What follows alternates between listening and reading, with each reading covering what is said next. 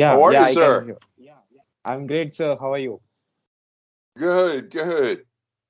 Pleasure to be with you today. It's nice to meet you. Thank you for accepting my invitation and accepting to be on my show. Absolutely. My pleasure. So I've gone through your profile and I thought to tell about you and the work that you are doing and your work experience to my audience who are watching and listening to our conversation from anywhere on this planet. All right. Happy to participate. So before that, can you please introduce yourself, Marlon? Sure. My name is Marlon Taylor. I live, as you can tell from my background, I live in Seattle, Washington. I've been here since December of 1994. I relocated here from Washington, D.C., the city of my birthplace. Um, and I lived in Washington, D.C. for 35 years until I moved here to Seattle. I've been in the information technology space since 1985. So if my math is correct, this is about my 32nd year in the IT space. So more than 30 years, how's this experience? I, the great question. The all but the first four of my years have been in a customer facing quota carrying sales role of some fashion. All but the first 4 years. The first 4 years in IT, I worked in what they call system integration, and that was back at the birth of personal computing. And so it gave me the opportunity. I was a business major in school. So a friend of mine who worked for this company said, "Hey, do you want to come work for us?" And I said, "I know nothing about personal computers." But he said, "Hey, don't let that stop you. I'm sure based on your work ethic, they would give you a look." And I went in and I interviewed, and sure enough, I told them I don't know anything about personal computing. Um, but you're unlikely to have a candidate come through your door with a stronger work ethic than me. And they took a chance on that and they hired me. In the first 4 years, I got to learn the personal computing industry from the ground up.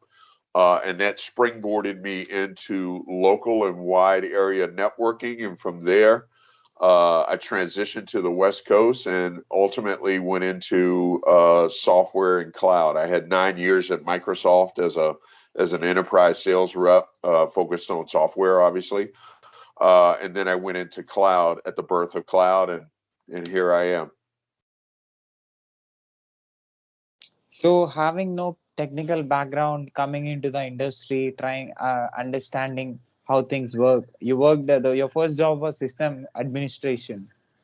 System integration. So they were back then in 1985. IBM was the biggest PC personal computing manufacturer, and so there were other companies, and they were called white boxes because they weren't IBM, couldn't bear the IBM logo. But there were companies that sprung up in the mid to late 80s who developed their own personal computers outside of IBM. And the company I went to work for in Chantilly, Virginia, was one of those white box builders. And so that gave me an opportunity to understand the personal computing world at the ground level, working in their systems integration. So I built PCs for the first 4 years of my career, which gave me a real good understanding at the ground level of personal computing, how it worked, how components related, disk drives, memory, uh, CPUs, network connectivity, all of that. I was able to learn on the job versus going to school from the ground level up. Do you have any particular experience that you cannot forget when you was doing that job? Working around the clock.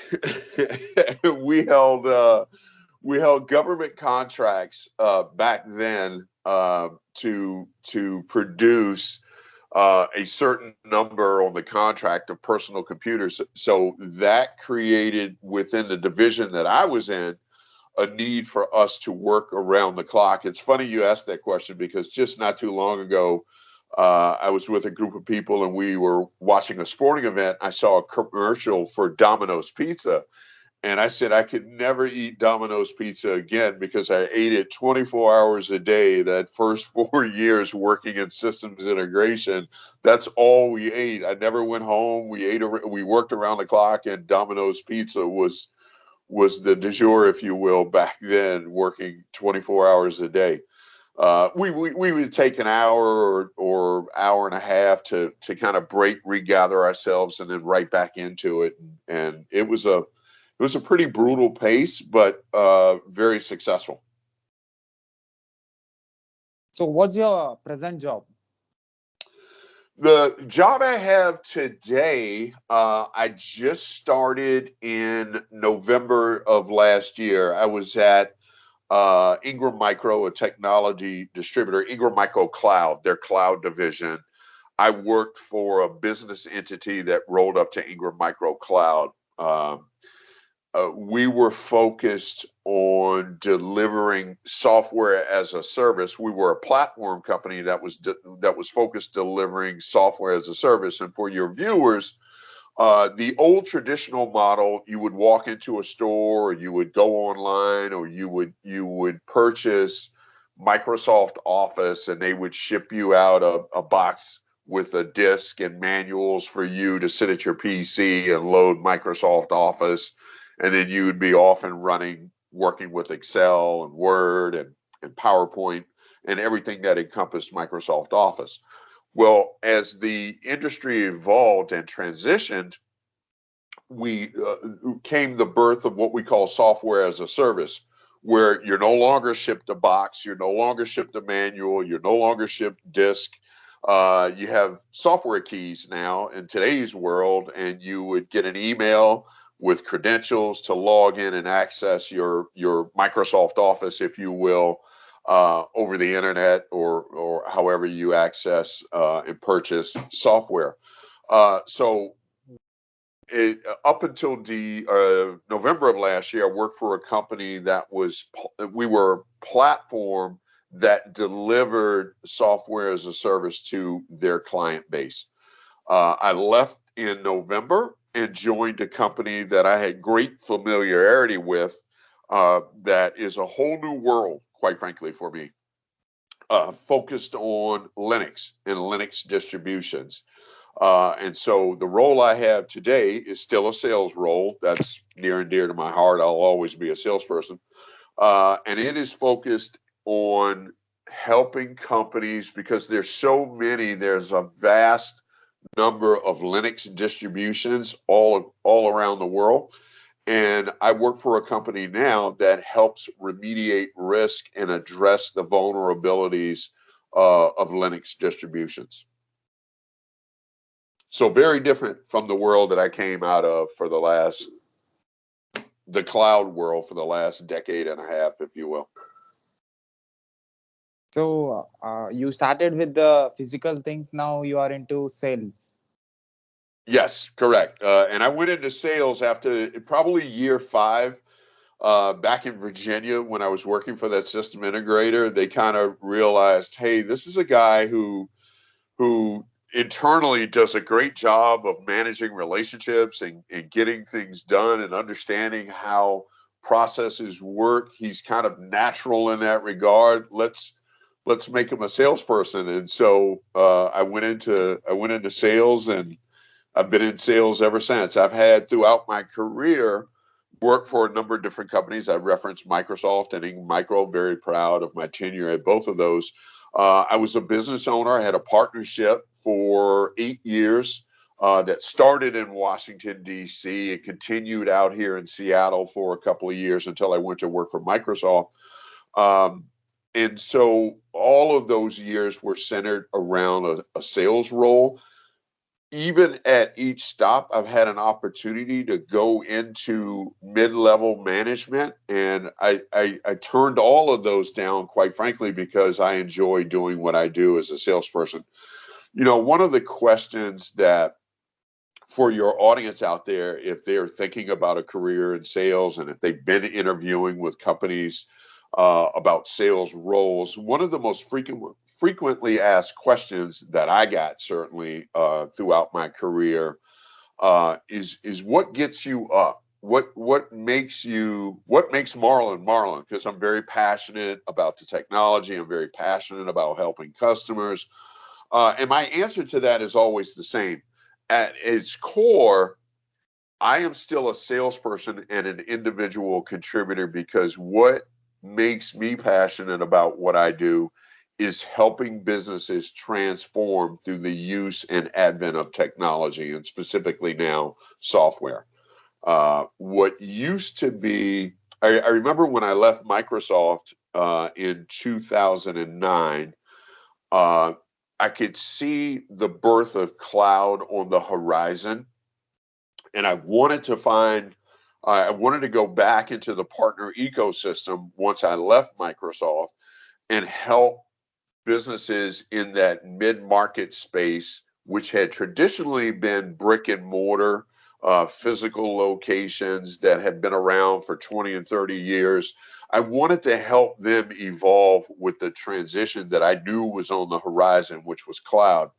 And in order to help them, I needed to find a partner that had a focus on mid-market and helping them understand that journey, the investments they needed to make, and the result of those investments in that journey on the other end, where they had traditionally been brick and mortar. There's a different way you're going to have to evolve to do business if you want to continue to retain the customers that you have today and grow the customer base that you want to grow. You're going to have to adjust and adapt to the ever-changing evolution of technology. Do all your customers, as a salesperson, you go to them and you'll explain them and you help them in shifting their infrastructure to the cloud? Do all your customers have technical knowledge? That great question again. Um, in today's, I'll speak about today's sales world. Okay, there are many entry points into a client. And so if there's a message that I have for your audience, it's this. There are a lot of different buying personas and profiles that make up today's customer. In other words, your champion, if you will, at an organization could be a technical guy, could be a business guy, could be an operations guy or gal, in all of those cases. And so you really have multiple entry points. So your conversation may be technical in your first engagement to generate interest. It may be business related, trying to solve a business problem. It may be operational efficiency related, trying to optimize how they do business. So you really have to understand your buying persona as you start to engage with them. The best piece of advice I give to salespeople, and I've mentored and managed salespeople all throughout my career, the best piece of advice that I can give and that I continue to give today is that the mistake the average salesperson makes when they join an organization, they get trained up and they get handed a territory or a book of business or a list of clients.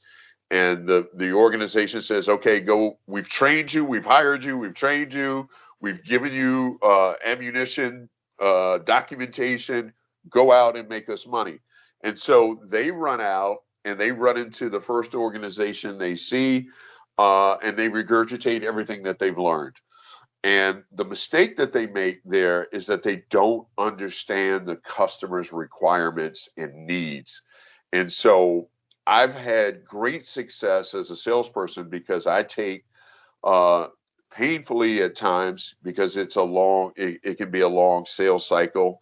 Uh, I take the effort to understand what is the problem that we're trying to solve, understand that problem, understand the requirements, understand the goal of that organization before I come in and marry up the technology, the solutions, the services that meet those requirements. Highly successful salespeople understand that you've got to understand the problem you're trying to solve first before you start throwing technology and services at people that may or may not be a good fit. So Cloud Linux, what services your company provides? At its core, TuxCare is the brand of that I represent under Cloud Linux. Cloud Linux is the parent company that's more focused on hosting hosting technology. TuxCare, we are focused. Our core product offering is focused on Linux distributions and doing live patching to Linux distributions. So if a client signed up for our service, kernel care, Linux kernel live patching is our flagship product offering. They would then realize the value of getting live patches to their Linux distributions, applying those patches, and never ever having to reboot their Linux servers again. Most software updates, for your audience, if they don't know, you can even go back to the Microsoft world and Office, right? You get an update to Office. Many of those updates, or whatever software you happen to be running, many of those updates cause you to have to reboot your laptop so the updates take place and take effect. Well, there are servers that Linux on Linux distributions that are critical points of entry, critical assets within an organization that can't be rebooted. And so our live patching services allows you to update those distributions live time, real time, and never have to reboot that Linux server. I've got clients that have been running. I've got one in particular that I know of. There's more than one. I have multiple actually, but there's one in particular that we highlight when I talk to people that they are 6 years plus running right now and never having had to have done a reboot. So that is a tremendous value for those that might not know in your audience, the Linux world. That is a tremendous value to an organization, because when you have to reboot, that's obviously that takes you offline. That's considered what we consider downtime versus uptime.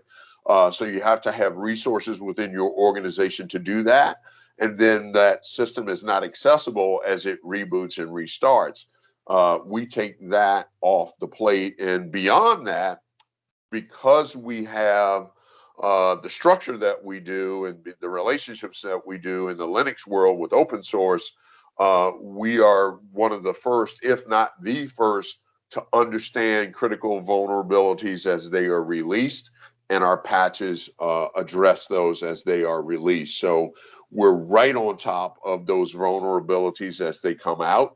And again, we apply our kernel patching live, which allows you to keep the system up and running. And again, I've got customers that are running on 5 and 6 year uptime without ever having to do a reboot.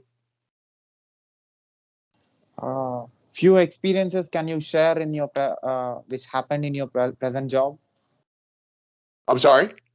Few experiences of yours you cannot forget in your present job. There are many experiences that I can share that I don't forget. I'll give one, and this one is not necessarily my present job. It was it's probably about 7 years ago, but it represents. It's one I talk about, and I just touched on it a minute ago. So if you don't mind, I'll take a minute and kind of share with you, because if you've got an audience that's tuned in and they're thinking about, again, a sales role, I can't stress the importance of understanding customer need before you try and bring technology and solutions to that customer need.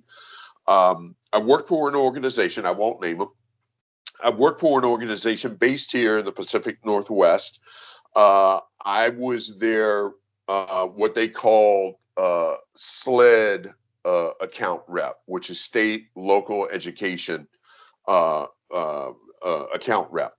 And so I had a focus on local government entities here in the Pacific Northwest. In fact, I had the largest one here in the Pacific Northwest. And I had a very large project that myself and other vendors we were all partnered working with this large government entity to bring them a solution to their need. They had a big need, and we had to get creative.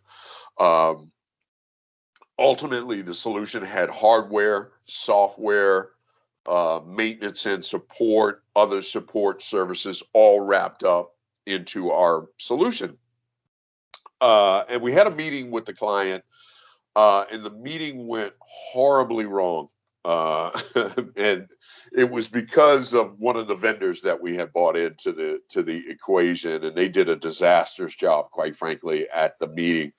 And the meeting ended abruptly, and we did not go forward with the opportunity in the contract that we had worked so hard to put in front of the client.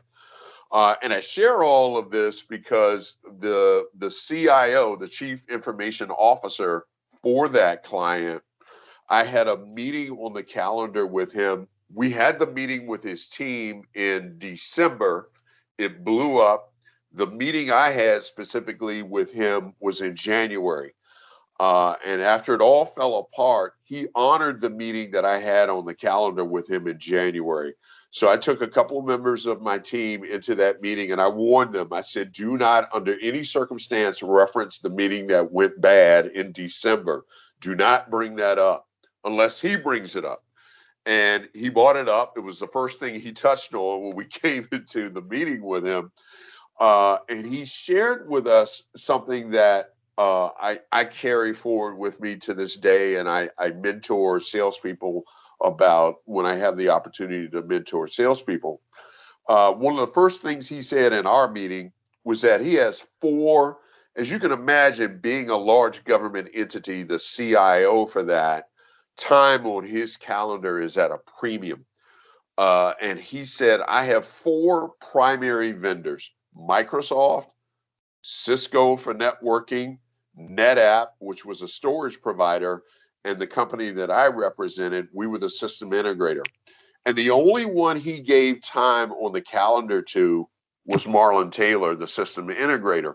And he was very specific as to why. And I just touched on it a few minutes ago, was that unlike the other three, I don't come through his door saying, hey, Mr. CIO, my product, my services are the next big shiny object that's going to solve all of your problems. I actually come through the door trying to understand what problem you're trying to solve, what your requirements are, and then I bring in the technology, and then I bring in the services and marry that up to the need. It sounds simple, but there's so many people in the sales realm that are so gung-ho to capture the dollars, and that's good that you're passionate about going out and capturing that revenue, but you really have to understand the problem you're trying to solve first before you marry up the technology. And that has just been a staple of how I've operated as a salesperson. Can I say you are an expert in understanding the needs and requirements of the client and give them what exactly they want and solve the problem with the technology knowledge that you have and the services that your company is providing? Yep. Yep. That's it, it's that simple.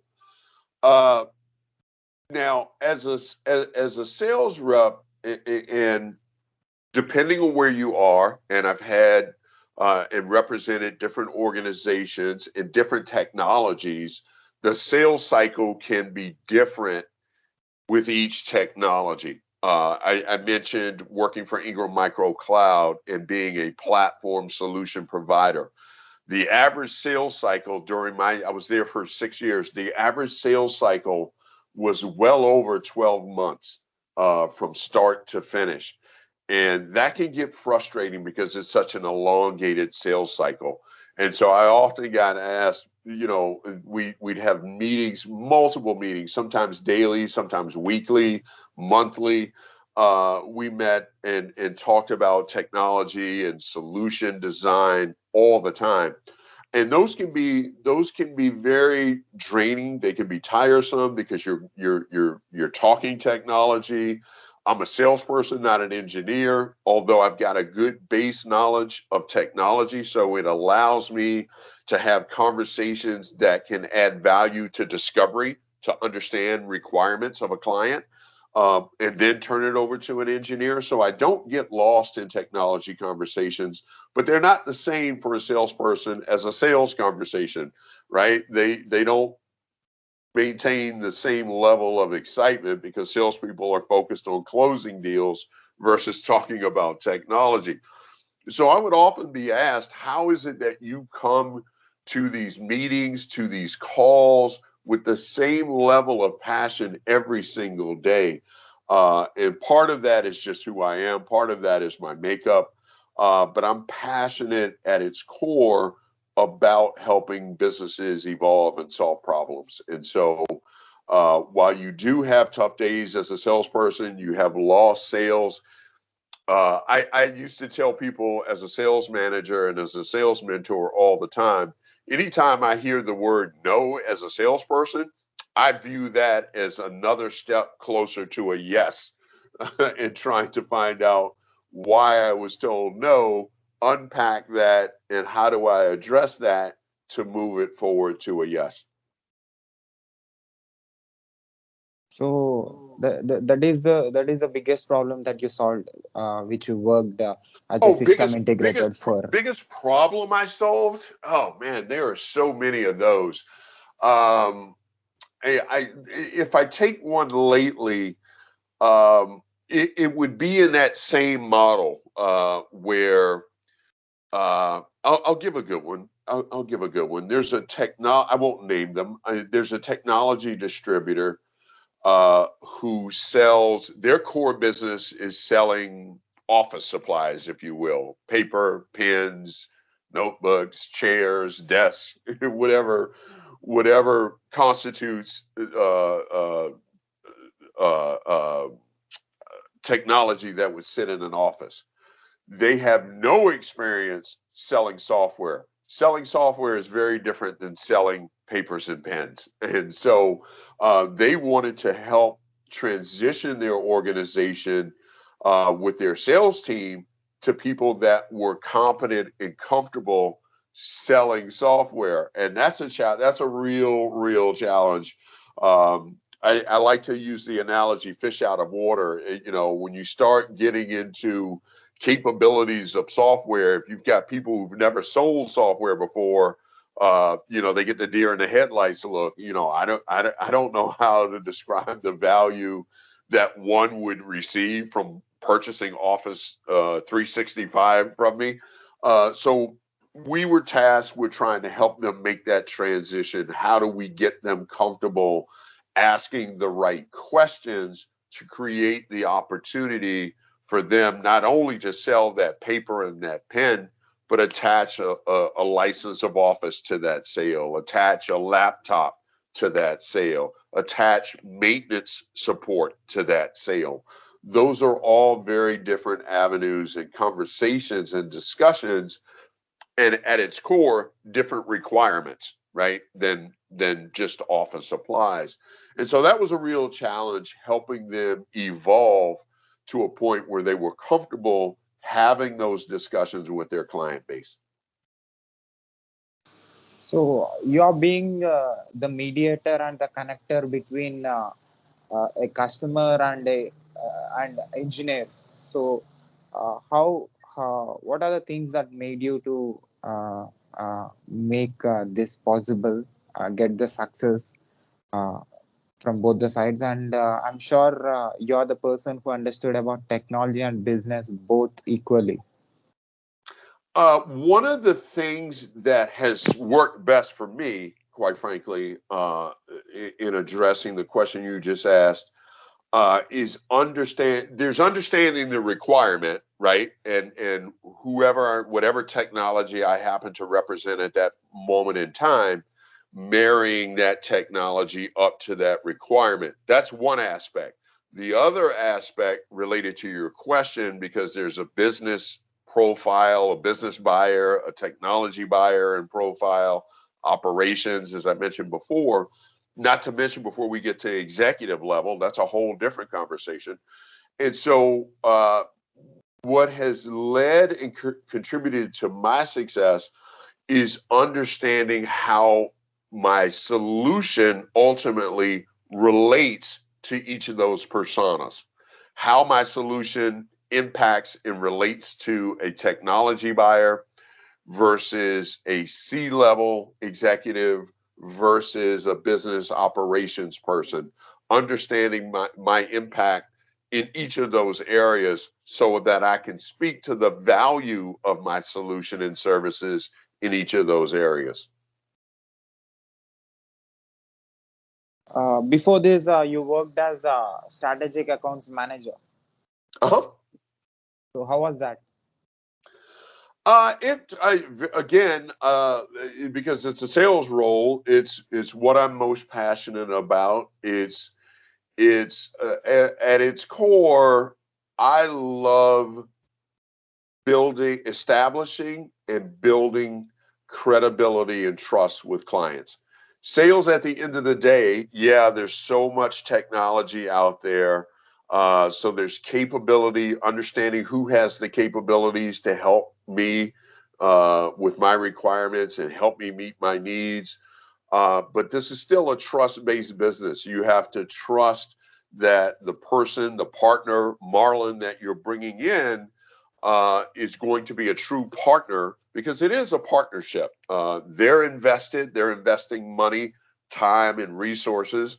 We're investing money, time, and resources. So we want the outcome to be a win-win, if you will, for both sides.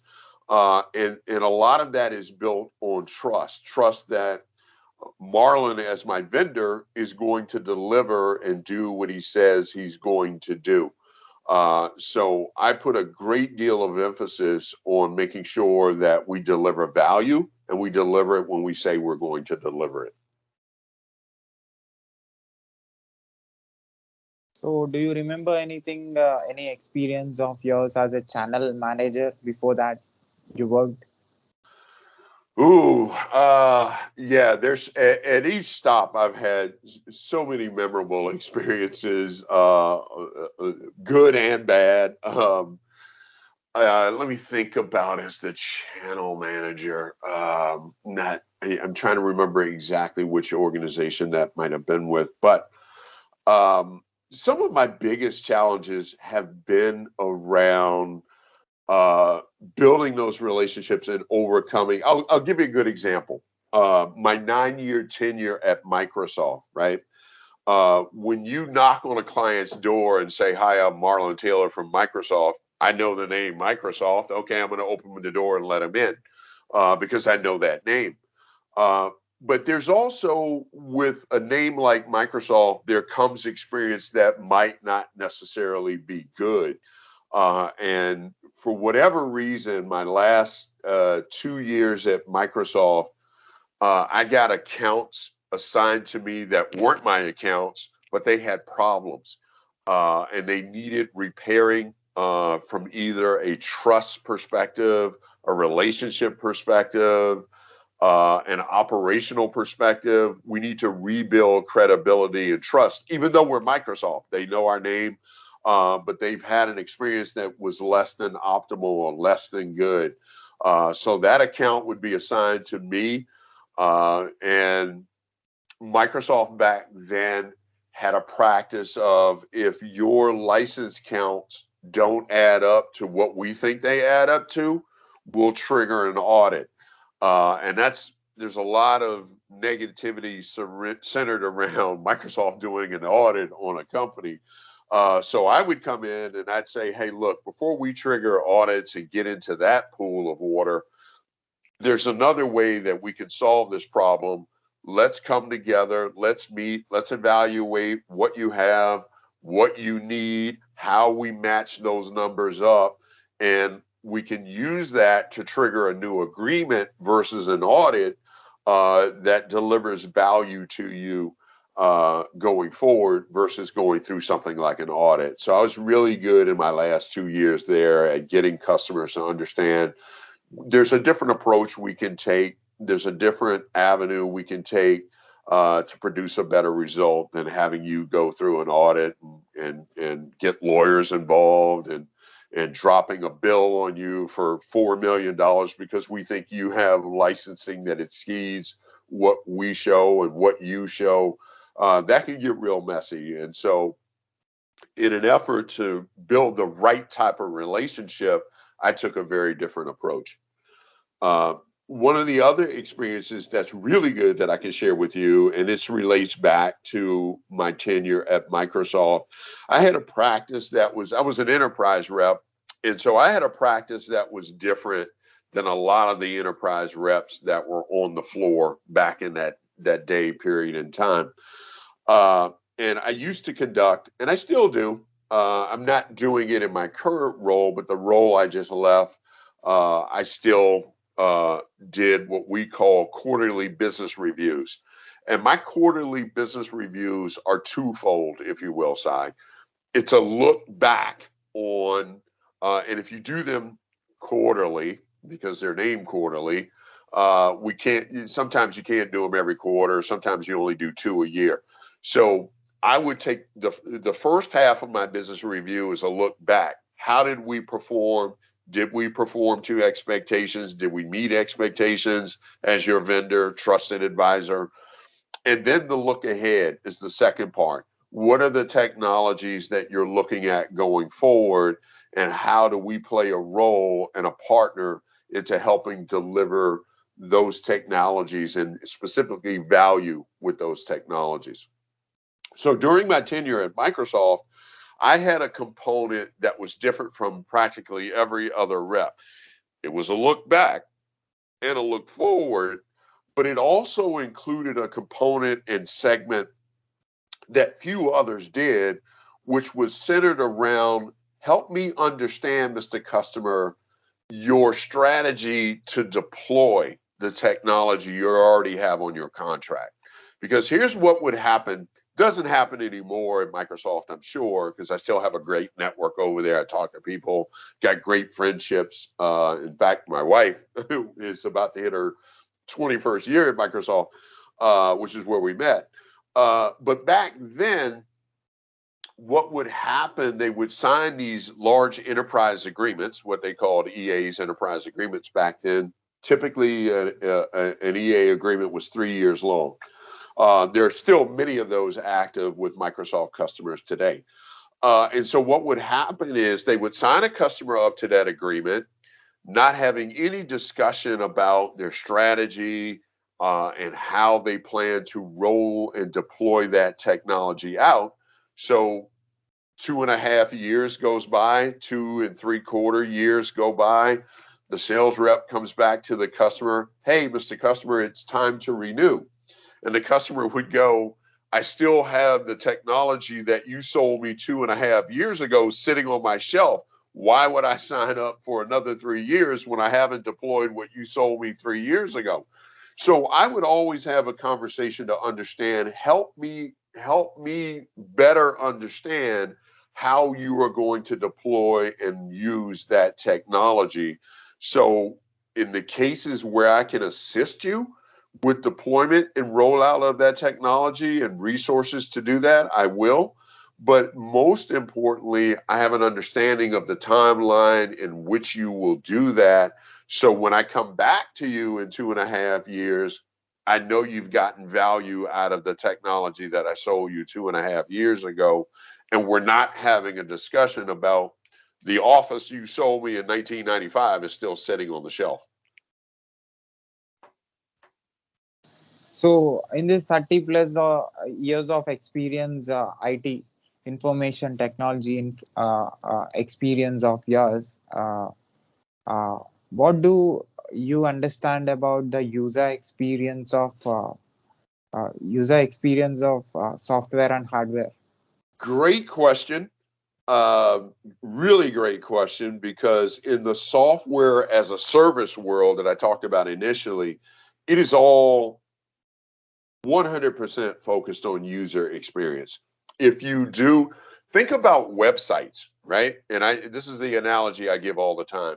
If you have a crappy website, I can't find anything, I can't navigate through it, I can't accomplish what I want to accomplish coming to your website.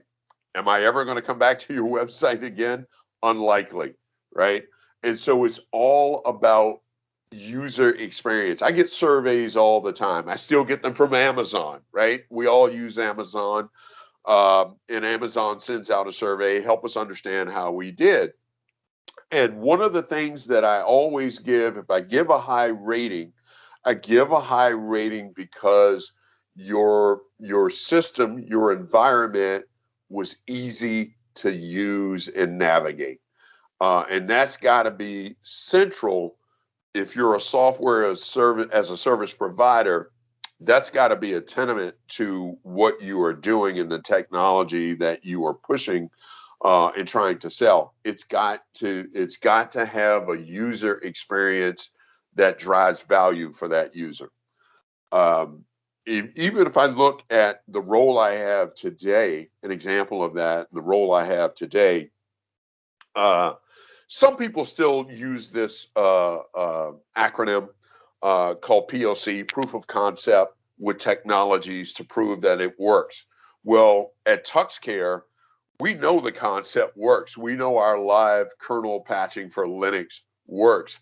So we don't call them proof of concepts. We call them proof of value, because what you really want to walk away from that engagement with is understanding the value of TuxCare, understanding the value of TuxCare products and services. And so we do an engagement that drives and delivers value.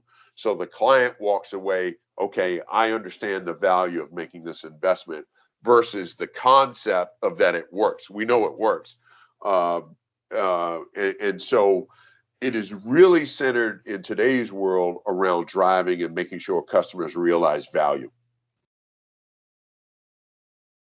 You worked as a senior accountant executive. Uh-huh. So how was that? Like all my other roles, sales related, quota carrying, customer facing. I love customers, and that's a good segue to that great question, because that's a segue to where we are today. And a question I get asked quite often. I've been working in a home office since Ingram Micro Cloud purchased the company that I represented in December of 2015.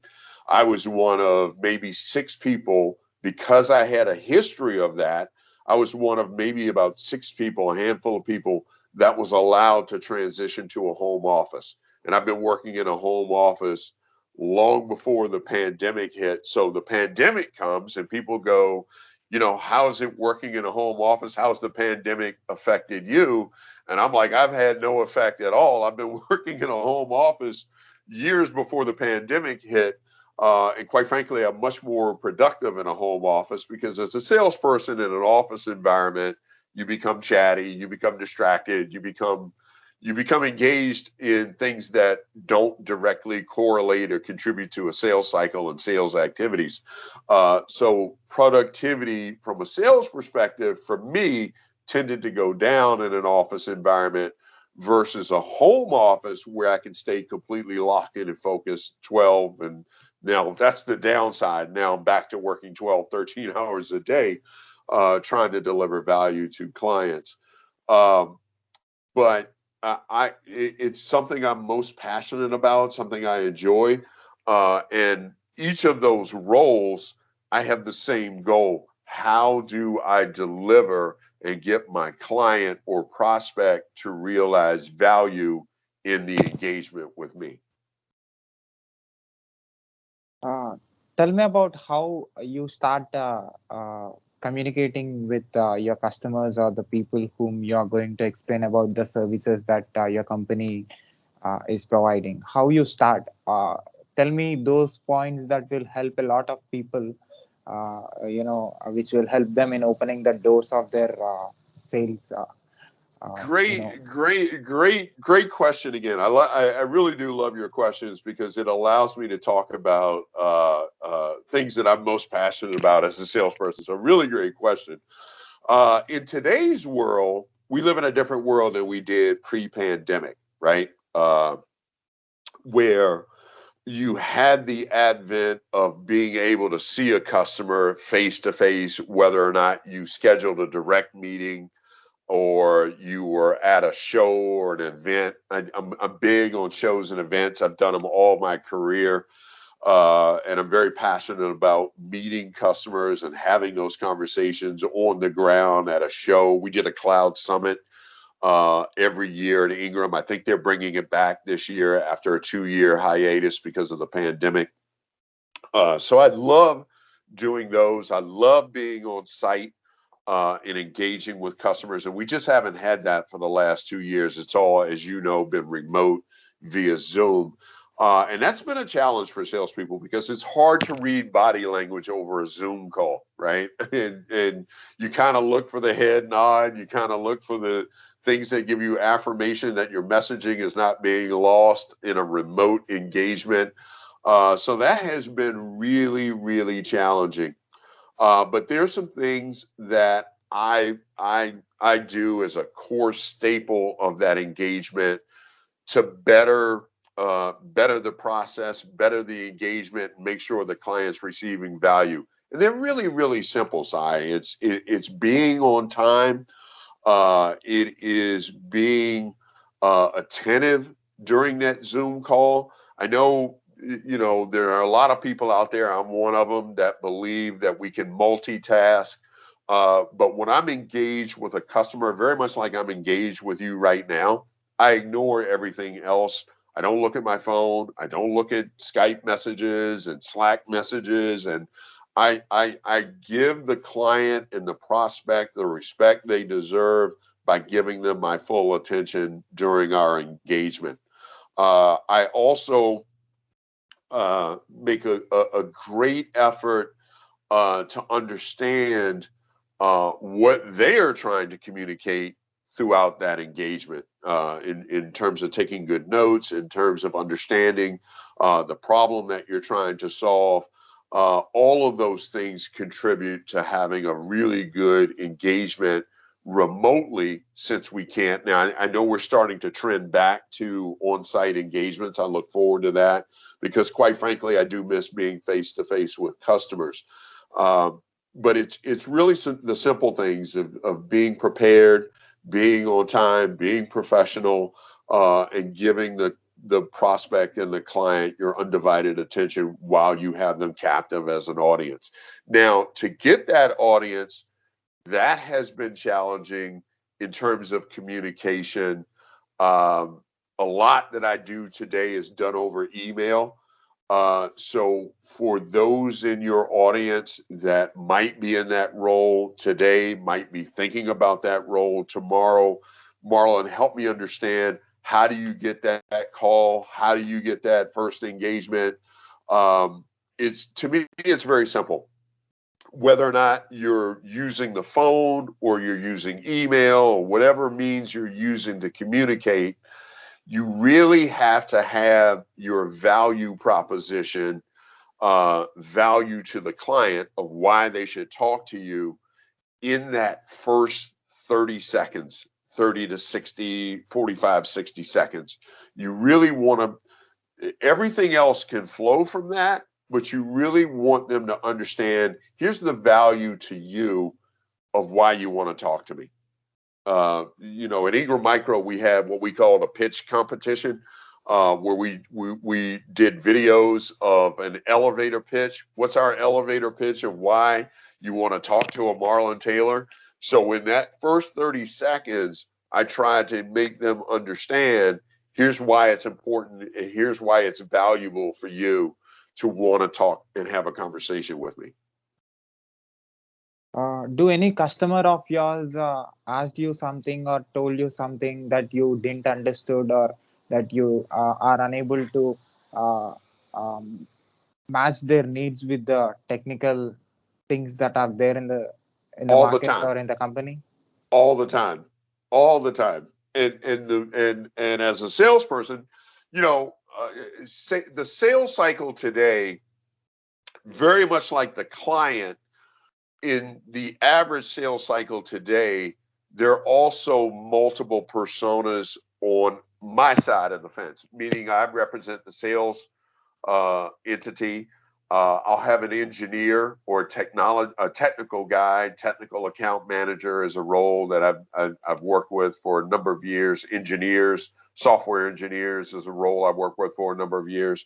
They will be a part of that initial call. So if the conversation goes really technical, I have a resource on the call that understands that technical depth beyond my capability.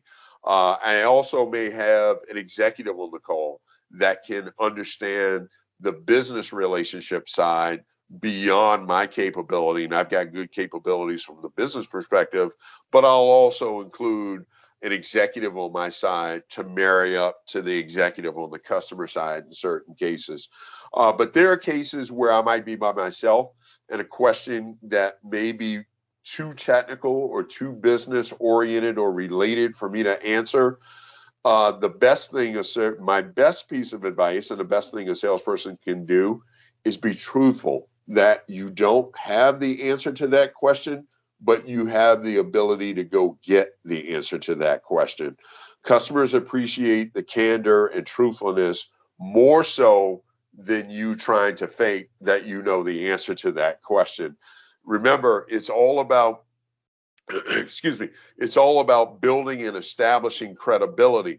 So the worst thing you can do is pretend to know something that you don't know, thereby damaging that credibility and trust at the outset. That's not what you want to do. You want to be truthful, you want to be candid, and there are many cases where I go, you know what? We've never seen that before. We've never engaged with a requirement like that before. We'll need to take that back and do an internal discussion and evaluation on that. We can come back to you and address that with an answer after we've had a chance to have an internal discussion. In this 30 plus years of experience of yours, you saw the evolution of the technology. Yes, yes. Right. So both hardware and software and services. Yes. Yeah, the complete IT. Yes. So how these IT services helped all your clients that you approached or that you interacted, or all the human beings that with whom you have shared your business things, and about you are talking about the services, and you are talking about how things work, you are talking with the engineers, you are talking with everybody. So how this technology reached and helped mankind?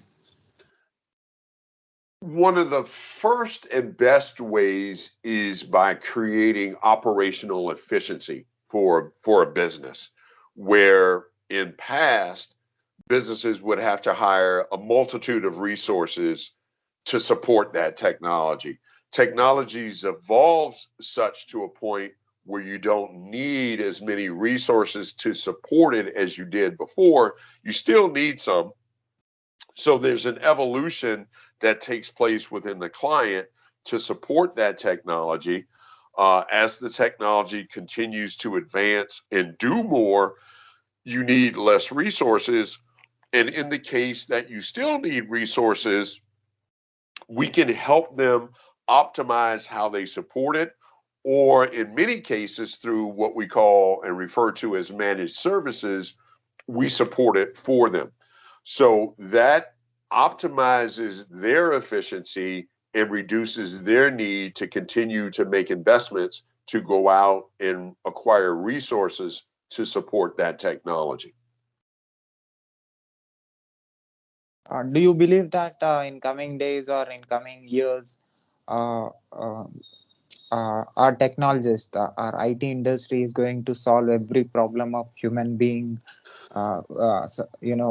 Waking up from the morning, sleeping till the night. in I 24 hours, whatever human do, all the problems that are going to be solved by That's IT.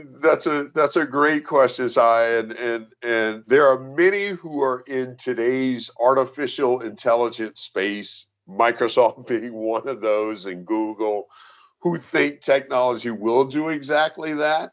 But I would offer this, and I may in my lifetime realize a world where technology and software has done just that. We're close. We're getting close, and we continue to get closer with artificial intelligence and 3D printing and things like that.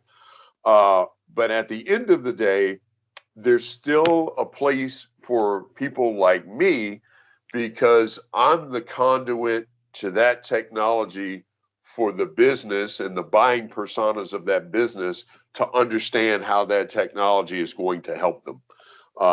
That's still a role to be played for guys like me, where they might not have the time, resources, or cycles, if you will, to understand that technology to the depth that they need to understand it. So that creates a space for people like me to come in and say, let me help you better understand how that technology is going to help you grow your business.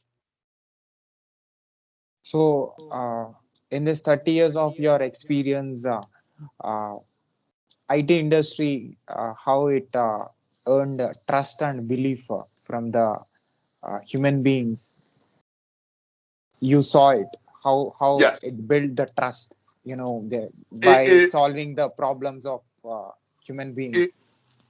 it's really simple. It's doing what you say you will do, and that's I can't put it more simple than that. Um, because clients, in building those relationships, clients choose a vendor because they trust them. They may have the right technology, but they trust that they'll be a true partner to them, and they will work with them all the way through the process to ensure that we deliver the end state, if you will, that expectations were set on. And it doesn't always work, right? And things go wrong. I always say to people, it's people, process, and technology. Something is going to go wrong. And when it does, it's beholden upon you to make sure you make it right and you fix it. Um, One of the conversations as I interviewed throughout my career, back in Virginia, I was again sales rep focused on federal government back then in that day, and that's actually how I got out here. I got out of here because I transitioned out here because I was working and involved on a contract that was focused on the federal government for microcomputers. But back in my early days, I was a network sales rep. So I did local and wide area network technology designs, which I sold. And I remember very vividly one day, one of the this was a sales rep who was not in work networking. They were just in general. They were a generalist sales rep selling software and hardware, and they were on vacation, and the phone at their desk was outside my office, and the phone at their desk was ringing. It felt like constantly all morning long. There's just this ringing phone that I'm listening to. This person was on vacation. It would ring, ring, ring, stop, and start all over again. And so I said, I can't take this phone outside my door just constantly ringing. So it rang again, and I went out and I picked it up and I said hello. And on the other end of the phone was the Sergeant of Arms for the United States Senate. And he was angry, was the best word I could use to describe what he was on the other end of the phone. And because I picked up the phone, he got a live body. That was his opportunity to let loose, and he let loose. I'm an Army brat. My father was in the Army for 35 years. He used language on that phone I had never even heard before, and I came from a sergeant in the Army, and he really lit into me about his unhappiness and what had gone wrong. and the threats that, we've got $1 billion in appropriations coming. You guys are going to see $1 of that. He went on literally, Ty, for about, I would say 35, 40 minutes. And I allowed him, this is the first part, I allowed him to get that off of his chest. He wanted an ear to voice his displeasure about his experience, and I gave him that platform. And at the end of that 35 minutes, I'll never forget this, I said to him, his name was Sam. I said, Sam, okay, are you done? Is that it? And he said, yeah, that's what I wanted to say. I said, okay, give me 30 minutes and I'll call you back. If I don't have your issue resolved sufficiently and to your satisfaction in 30 minutes, I'll assume that you will no longer be a client of ours. Give me 30 minutes. And I hung up the phone. And I called him back in 27 minutes and had solved his issue. He became one of my best clients and one of my best references from that day forward. So, what is sales to you? Technology sales. Uh, it is everything. Quite frankly, it is something I am most passionate about. I referenced working 12, 13-hour days. Those are long days, sitting in front of a laptop. Those are very long days, very challenging days at times. But I wouldn't trade them because I love what I'm doing. I love helping businesses become more efficient, become more successful through the advent and use of technology. That at the end of the day, yeah, we get paid well. I've closed big deals. I walked out the door of Ingram Micro closing one of the largest deals I ever closed for them, multi-million-dollar, multi-year deal. That took me 3 years in the making, quite frankly, to do. The technology that I did on that deal, I introduced to the client 3 years ago at one of our events. So that was a very long road, a very hard road, but I wouldn't trade it for anything in the world because it's what I'm most passionate about doing. Can I say the strong bass voice of yours made you to become a great salesman? Oh, thank you. I humbly thank you for that. People tell me that a lot, that I have this voice, radio voice is what they call it. And I tell them, yeah, back in a long time ago, 1,000 moons ago, I was a DJ. I had a partnership with a DJ in DJing and did a little bit of radio, a little bit of stand-up comedy in Washington, D.C. So, yeah, I know that voice, but more so than the voice, and this is the mentorship that I provide today. Yes, I accept that humbly. Thank you. But it's also having confidence with that voice of what you represent in terms of the product and the services that you represent. I think that comes across more so. I just talked about the deal that I closed for Ingram Micro, walking out the door, multi-million, multi-year deal. That deal got done because of the confidence that I had that we were the right solution and the right partner to deliver on it. So beyond the voice, it was a constant feeling that we have the right person at the table to help us solve this because Marlon is confident that this is the right solution for us as a customer. But thank you. So, how does understanding mind or listening power or problem solving ability have improved in you? Um, it's really an effort of just that understanding, and where you don't understand, ask the appropriate questions to gain that understanding. Most I talked about doing quarterly business reviews. I didn't touch on this aspect of it. A lot of companies think that when you do a quarterly business review, you got to have, a 40-page slide deck, which is insane to me. Being at Microsoft, we had this terminology, death by PowerPoint. I know many people out there know that term, death by PowerPoint, where you have a salesperson that has a slide deck that has 100 slides in it. You're never going to get through 100 slides with a customer. And I always had the belief that in a quarterly business review or just an average engagement, I'm not the one that should be talking in that engagement. I'm not the one that should be talking in the quarterly business review. I want my client doing the talking. I want them to do the majority of the talking, because the more they talk, the better understanding I have of their requirements, of their needs, and how I can help, assist, meet them.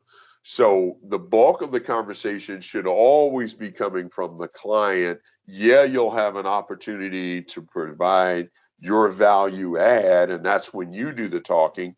But the bulk of it should be the client versus me. So I hope and I want you to continue making and doing what you're doing, making people to understand the services that your company is providing and the products that you're providing, and you are being the main reason for the productivity and the construction and also the satisfaction of the client. You're giving, you're being mediator between uh, giver and the person who is consuming. So I hope you did this for a long time.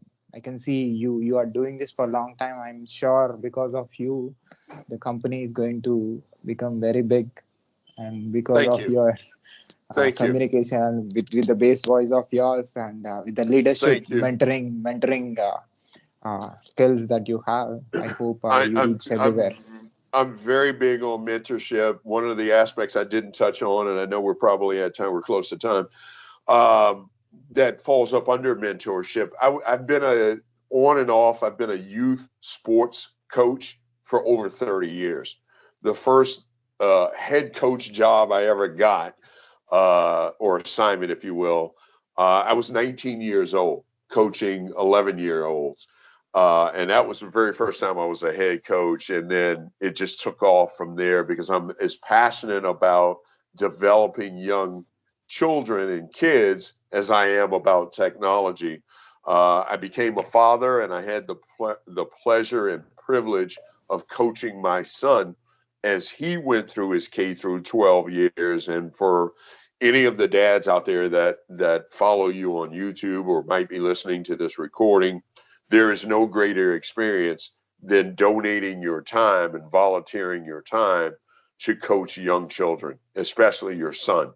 And so I was really, really passionate about that. I did that before I had my son. I was a basketball coach when I got out here to Seattle, for what is known as the AAU tournament, youth and athletics tournament for basketball. I was a coach for 2 years. The first couple of years I got out here, I still have parents to this day, and that was I've been in Seattle now 26, 27 years. I still have parents that I coach their kids who are grown and have children of their own now. I still have relationships with parents that I coached of the kids back in those days, because of the kind of coach that I was, uh, because of the approach that I took from a mentorship and coach perspective. And it was really simple.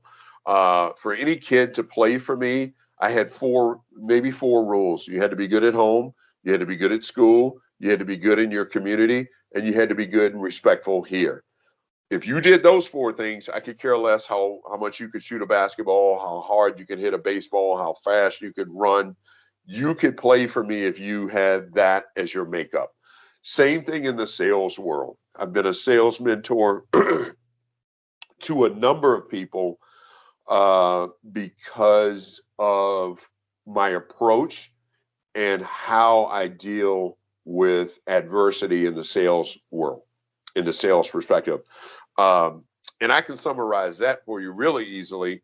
I've got to paraphrase Sai, because I don't remember the exact words, but during it was born out of my tenure at Microsoft. And we were allowed to put in our email signature, we were allowed back then to kind of write anything we wanted to write in our email signature. And in my email signature, I wrote, life is attitude. And attitude is 10% what happens to you and 90% how you react to it. And that was the makeup and recipe for how I became a mentor. It's all about how we all get hit with curveballs in life. We all get hit with curveballs out of left field in the sales realm. Maybe the executive we didn't know about comes in at the last minute and goes, no, this is not what I want to do.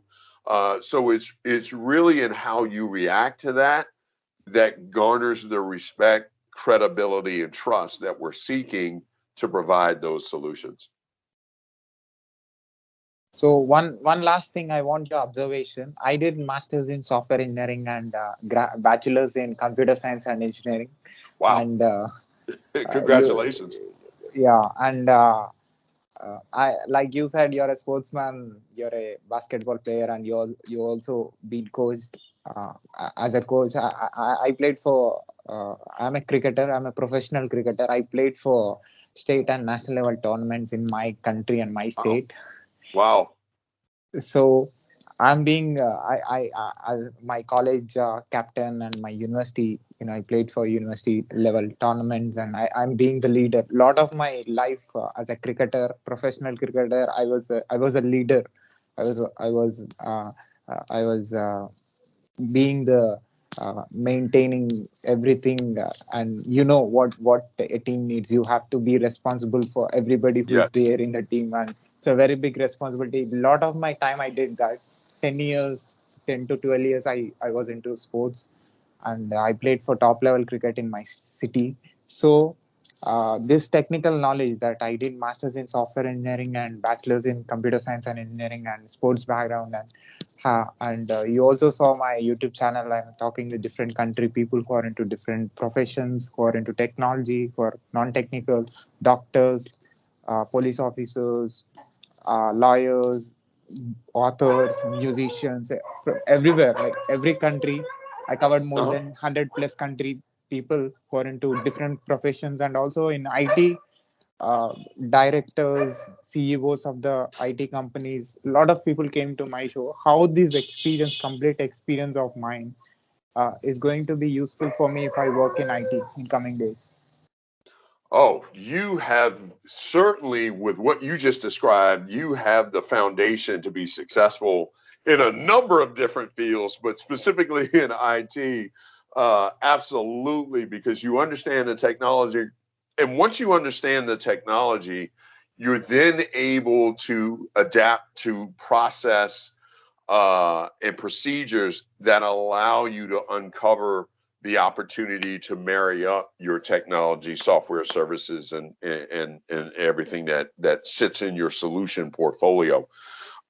Because you've got an in-depth understanding of that, that's the blueprint to be successful in a number of roles. Based on what you just told me, you could be successful in sales, you could be successful in engineering, in solution design. There's a role we have throughout the industry now, solution architect, and they are the ones that really do the blueprints for what a solution looks like, systems that it interacts with, systems that are dependent upon that solution. Those are roles that you would be wildly successful in. And what do you say about my questioning in this conversation? Oh, fantastic. Fantastic. Such good questions. I didn't, I'll just touch on this briefly because I know we're coming close to time. Of all the things that we've discussed here today, one aspect that I didn't touch on that I'm quite honestly with you, Sai, that I'm really, really proud of, and even as recently at Ingram Micro, is the work I've done in the world of diversity and inclusion that I could not be more proud of. And this goes back beyond Ingram, quite frankly. There's a group at Microsoft that I was a member of, the Blacks at Microsoft group, still exists today, BAM for short. Ingram Micro had a diversity and inclusion D&I group, and born out of the terrible incidents of 2020, we created, and I give Ingram Micro the utmost appreciation and respect for what happened with George Floyd in 2020. That triggered an initiative because they were a global organization, very much like the organization I represent today.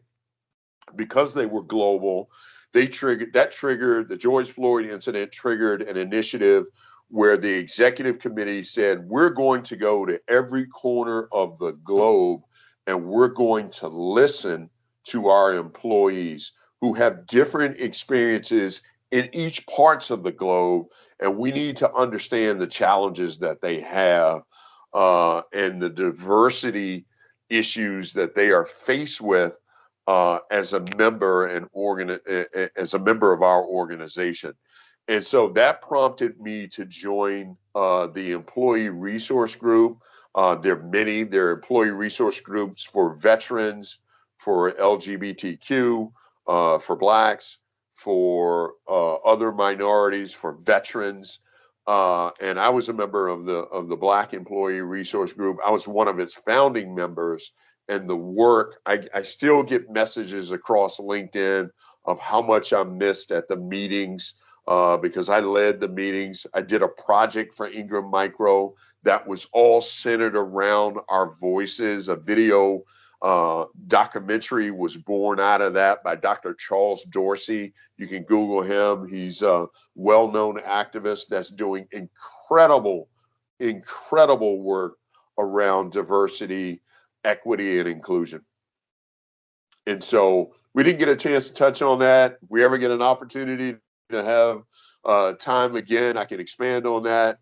But being a person of color, there are challenges in corporate America. There are challenges in large organizations to get in.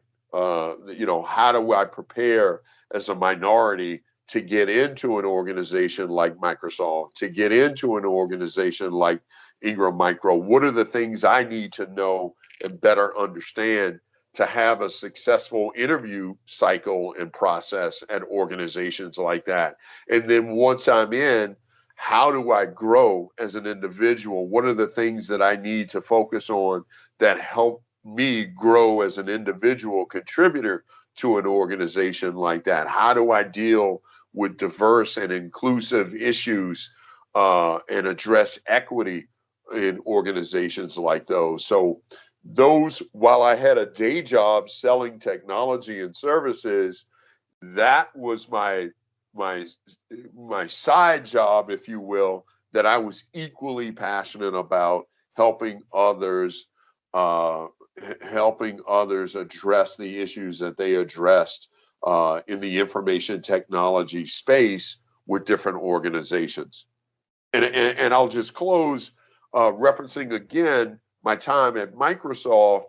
I joined Toastmasters International, right? And people go, Marlon, you're a great speaker. Why would you need Toastmasters International? And I joined them because there were so many others of different ethnic backgrounds where English wasn't a first language. And I wanted to help them. I wanted to help them overcome the fear of their accents, of their broken English, and help them, which would thereby help them in their role, be more confident, be better in their role, going through Toastmasters International and addressing those challenges, addressing those fears. And if you know anything about Toastmasters International, as president of the chapter, you're allowed by their bylaws to serve 2 terms. At Microsoft, I was unanimously voted in for a 3rd term because of the work that I did the first 2. So, can I put this video on my YouTube channel with your permission? You are welcome to do so, sir. And also, can I put this audio and video clip on my podcast, website, internet, social media, everywhere with your permission? You are welcome to do so, sir. Yeah. And do you want me to share any web links of yours with my audience? At this Sure, you can share because I don't, I'd have to seek authorization for the organization I represent right now. So I would hold off on that. But you have the link to my LinkedIn profile. Anyone in your audience, I don't have it listed at LinkedIn, but I'm an open networker. If you send me a connection invite on LinkedIn, I will connect with you. I'm on Twitter. I tend to do a lot of technology, some politics. I try and stay out of trouble with politics on Twitter. So social media is kind of the area where I let my alternate personality live. I got to have some place for it. An example of that is Facebook. I tell people I really don't connect with coworkers on Facebook, but if we do, understand that's a place for my alter ego. It's got to live somewhere. So as long as you don't take me seriously out there, I use it for sports and things like that. I'll connect with you on Facebook and other social media apps, but feel free to share my LinkedIn. I believe you had the link to my profile on LinkedIn. Feel free to share that by all means, and I'm happy to connect with any member of your audience that would like to connect with me. Thank you, Marlon, for your valuable time and for your valuable words and the valuable experience of yours. Definitely, this will reach uh, a lot of people in the world. Anywhere, if one person changes from any country, from any profession, from any background, if they listen to you, if few words of yours, if that helps them in developing themselves and creating productivity and making great things, that will be a great, you will be the great contributor for them. You are most welcome. And in my early days of mentorship, I used to have a phrase: reach one, teach one. And so if my words helps one person in their journey, professionally or personally, I will feel rewarded, because that's why I do it. If there's one person out there that I can help, I'm always open and willing to help them. I mentioned that I was a single dad, right? And I went through a very, very difficult divorce. And a friend of mine told me, in closing here, a friend of mine told me, he called me up and he said, look, I know you're hurting. I know divorce is always bad. It's a tough time for you, but I need you to stand tall. And I don't need you to stand tall for you. I know you'll do that because I know who you are. I need you to stand tall for the person that you don't know, who is going to go through the very same thing that you're going through, that you haven't even met yet. And you are going to be the inspiration to that individual you haven't met yet. And almost 1 year to the day after he told me those words, I met someone who was going through a divorce in the Chicago area. And I served as that inspiration to help get them through. So those words ring so true to me. That's why it's really important to understand uh, not only what you say, but who you say it to, because you can have such a tremendous impact to someone who is trying to address challenges, or maybe not challenges, just trying to be successful. And what I can share could help that person on their journey. So I'm proud, privileged, and honored to be connected to USI and to be a part of what we've done here today. You already helped 1 hour 23 minutes already. You have contributed a lot to the listener who is listening to this, and I hope I want you to continue doing your passionate work, sales, and make your company feel proud because of your Thank you. presence. Thank you. I intend to continue doing just that. So thank you very much. I look forward to seeing the videos up on your sites. Thank you, sir. Take care. You're quite welcome. Have a good rest of your day, Si. Bye. My pleasure.